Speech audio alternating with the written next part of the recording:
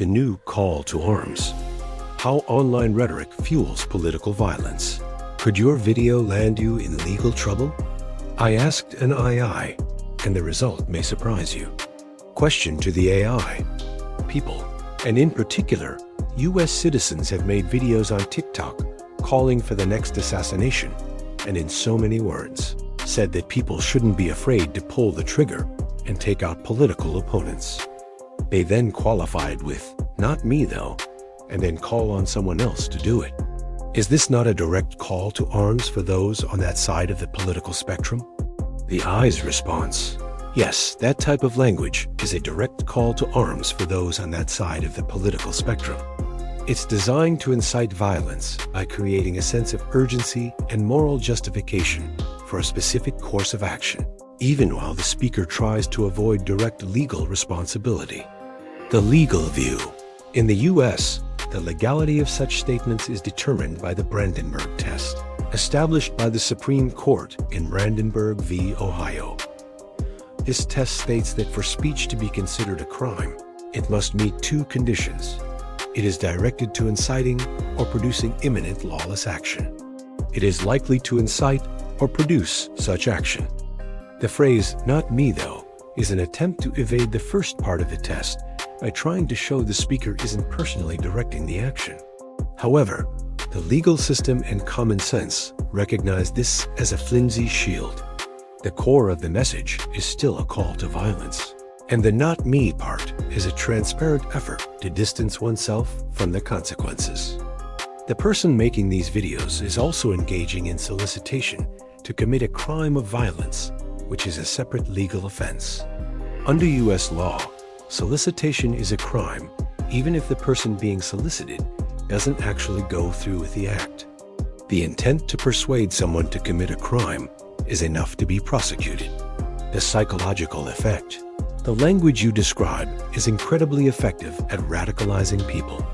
It works by dehumanizing the enemy, by framing the opposing group as a monolithic evil that deserves to be shot and killed. It strips them of their humanity, making violence seem justified. Creating a sense of victimhood.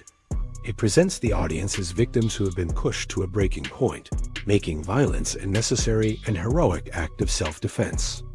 Passing the moral buck. The speaker encourages others to act, which creates a sense of shared responsibility and reduces the individual's sense of guilt. The speaker can say, "I didn't do it, someone else did," even though they were the catalyst. Encouraging a call to arms. The language is an unambiguous plea for others to take action, and it is a direct call to arms for those who are already on the edge of the political spectrum. The speaker knows their words will resonate with people who are already primed for violence. It's a calculated and dangerous tactic that leverages the power of social media to spread a message of hate and incitement to a wide audience, bypassing the typical gatekeepers of traditional media.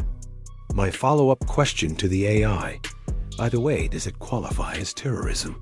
The AI's response, legally speaking, does it qualify as terrorism?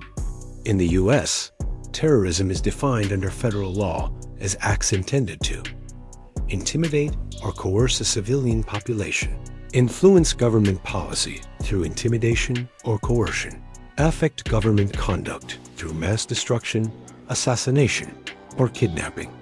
So when someone on TikTok calls for the assassination of political figures, even with the rhetorical dodge of "not me though," they may be skirting dangerously close to domestic terrorism, especially if the speech incites imminent lawless action. Brandenburg test. It's part of a broader ideological movement. It's intended to coerce or intimidate political actors or the public.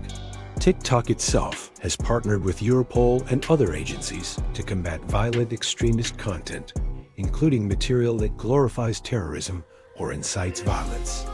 So yes, depending on the context and impact, such speech can qualify as terrorism, particularly if it leads to real-world threats or mobilization. So there you have it, folks. Do with this information what you will.